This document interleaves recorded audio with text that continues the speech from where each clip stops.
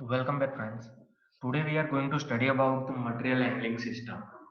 Material handling is loading, moving, and unloading of materials. Means to do it safety and economically. Different types of tackles, gadgets, and equipment are used when the material handling is referred to as mechanical handling of materials. Right? Means the material handling is whenever the loading, moving, or unloading of the materials is required, the material handling system is required. Means to do it safety and economically, different types of tackles, gadgets, and equipment are used when the material handling is referred to as mechanical handling of material. The main essential requirements of a good material handling system may be summarized as efficient and safe movement of material to the desired place, timely movement of material when needed, supply of materials at the desired rate, strong of materials utilizing minimum space, and lowest cost solution to the material handling activities. The main functional scope of the material handling within the industrial cover the following: the bulk materials and also the industrial packaging system and handling of the materials. Three main functional scopes are required of to the material handling system. The bulk material as well as the unit material handling. Handling is particularly relevant in the processing, mining, and construction in industries, while the unit material handling covers the handling of form material in the initial, intermediate, and final stages of manufacture. Whereas the industrial packing of in process materials, semi finished or finished goods, primarily from the point of view of ease and safety of handling, storage, and transportation. However, consumer packaging is not directly related to the material handling system. Now, the main advantages of well-designed material handling system. So first, the foremost importance of material handling is that it helps productivity and thereby increase the profitability of industry. Many enterprises go out of the business because of inefficient material handling practices. In many instances, it is seen that the competing industries are using same or similar production equipment, and one who use improved material handling systems stays ahead of their competitors. Well-designed material handling systems. The first advantage is improve efficiency of production system by ensuring the right quantity of material delivered at the right place at the right time most economically. While if you are not going to use the material handling system and you used the same production equipment, but the productivity is lesser. Now the second most important advantages is cut down indirect labor cost. Means where if the well designed material system is using, so the waste waste time is cut, so the indirect labor cost is also cut, reduce damage of material during storage or movement, maximize space utilization by proper storage of material and thereby reduce storage and handling cost, minimize accident during the material handling, reduce overall cost by improving material handling systems, also improve customer service by supplying materials in a manner convenient for handling, and also the increase efficiency and scalability of plant and equipment with integral material handling system. Now, the main objectives, or you can say it's the basic objective of material handling system. So first is the quick and precise pickup of loads. Means the system should pick the loads in the shortest time of period with adequate precision. As far as possible in high production systems, human intervention in pickup should be minimum. Second point, the quick and efficient transfer of load with a planned time interval. Right. So main second objective, the system should use the shortest path to transfer the load to the destination. This would result is an efficient transfer of load Each and every transfer should occur with a definite time interval. The time schedule of the delivery of load is an important parameter which directly affects the productivity of the manufacturing. The third objective is the transport of load in plant quantity. Means the material handling should transport the plant quantity of load at the required place. If the quantum of material delivered is less, then it would directly affect the productivity. On the other hand, the excess delivery could lead to unnecessary stocking, wastage, or volume buildup. The fourth objective is safe transport of the load without any damages. The material handling system should safely deliver the load at the desired place without causing any damages to its shapes, size, and appearances and functionally. Accuracy in delivering at the destination. In certain operations, the material handling system does not only transfer the load to the destination but has to deliver it with a certain positional accuracy. This would facilitate the next stage of production process at its destinations without manual realizing of the product. Automation with minimum human element. This system should be machinized completely so that its operation is not dependent on human intervention. This would also result in lesser operation cost, low initial and operational cost. The system should not be economically prohibited and should have low operation cost. Simple and easy to maintain. This system should be simple and easy to maintain as far as possible. Standard available unit should be assembled. This would result in layout flexibility and reduced costs. Standard units would also be easy to maintain and service. And the last but not the least is safe operation. The main objective is the safe operation.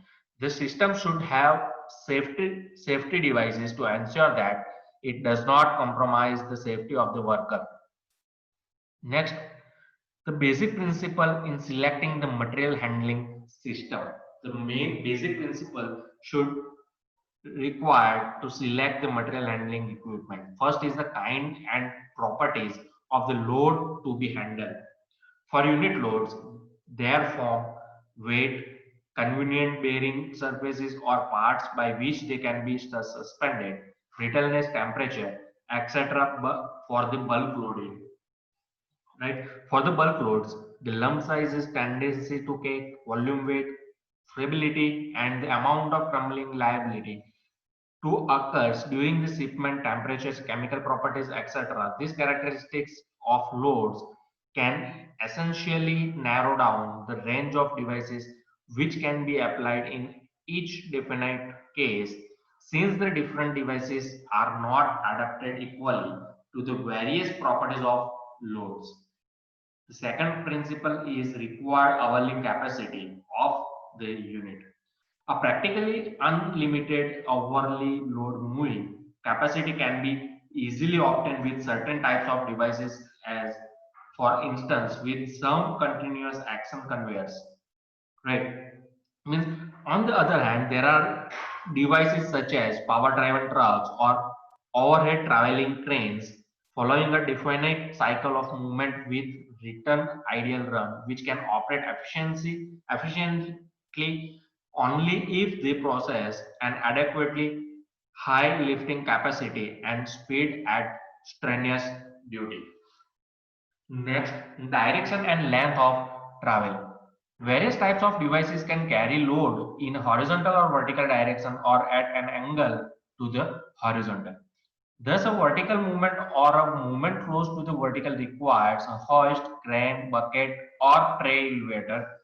Horizontal movement is provided by self-propelled or hand trucks, fixed path facilities, various types of conveyors, etc.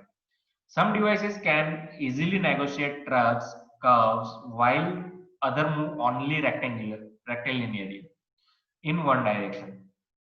The length of path, the location of the load, supplying point and the ramifications of the load delivery stations are also very important for the correct choice of transporting facility. Method of stocking loads at the initial, final, and intermediate points. Loading onto the vehicles and unloading at their destinations differ considerably because some handling machines can be loaded mechanically, while others require special auxiliary fixtures or manual power. Thus, for example, bulk loads can be stored either in a lot, in a pile from which they must be scooped up in some way or another, or in a bunker from which they flow by gravity onto the transporting facility. Unit loads can be stored directly onto the grounds or on pallets, stands, racks, trays, etc., from which they are delivered to and removed from the material handling devices by different methods. Next, characteristics of production processes involved in moving loads. This most important factor essentially influences the choice of the type of the transporting facility. As a rule, the movement of material handling equipment are closely linked with and depend on the manufacturing process. Sometimes these movements may even be directly involved in the performance of certain processing operations. Such are, for example, a special crane employed in foundry, forging and welding departments, assembly and foundry conveyors, processing conveyors in machining, painting, and other departments. Special local conditions. Special local conditions include the size and shape of the area, type and design of the building, ground relief, possible arrangement of the processing units, dust or humidity conditions in the premises, presence and of vapor or gases, etc. Now, basic equipment types which are used in material handling systems are industrial vehicles, or you can say it's a truck. These are manual or power-driven vehicles suitable for movement of mixed or unutilized load intermittently, where primary function is maneuvering or transporting. The truck is physically moved along with the load from one point to another via flat or slightly inclined route. The classification excluded highways vehicles, railroad cars, marine carriers, or aircrafts. Next is the conveyors. These are gravity or powered equipment commonly used for moving bulk or unit load continuously or intermittently unidirectionally from one point to the other fixed path, where the primary function is conveying of the material by help of movement of some parts of the equipment. Hoisting equipment. These equipment are generally utilized to lift and lower and move unit and varying loads intermittently between points within an area known as the reach of the equipment. Right. Means this kind of hoisting equipment are used as to lift the load or lower the load, or you can say the move the loads which are used as a hoisting equipment. Next, the bulk handling equipment, or you can say the bulk handling systems. The bulk handling systems which are used for the material handling systems in which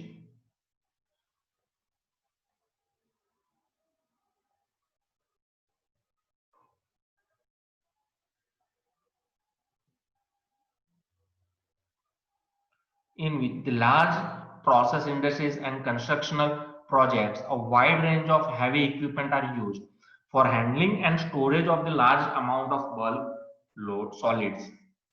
Robotic handling system. Specially designed robots are increasingly being used in material handling applications, right? Particularly in loading and unloading of the jobs, containers and support. This classification generally includes all type of secondary devices and aids which are utilized for storing and unitizing or movement of material. Different types of pressure, tight, loose, closed and open top containers are used for material handling systems. Auxiliary equipment. A large number of equipment and attachment which cannot be classified under the above heads but are frequently used independently or in conjunctions with some other material handling equipment are classified in this type. Now, the types of load. The types of load which are acting on the material handling system, or you can say the types of load which are produced during the material handling systems are two types. One is the bulk load and second one is the unit load. A bulk load is the form of a particles, powder or lumps of a homogeneous matter which cannot be counted by numbers. Example of bulk loads are iron ore, coal, sand, cement, minerals, stores, stones, right? This bulk material is classified by its bulk density, lump size, flowability, abrasiveness, and other miscellaneous characteristics. This property-based classification plays an important role in the design of material handling system. Next one is the unit load. The unit load are those load which can be counted by number of units. Example of unit load would be a machine component, complete machine, a building block, or containers in the form of boxes. Generally, unit load are specified by its weight.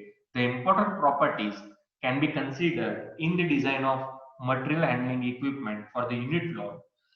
Right? There are different kind of properties which is which should be considered for the designing of material handling system when the unit load are considered. So in our next lecture we will see the important property for the unit loads. Also we are going to study about the design of the crane which is used in material handling system.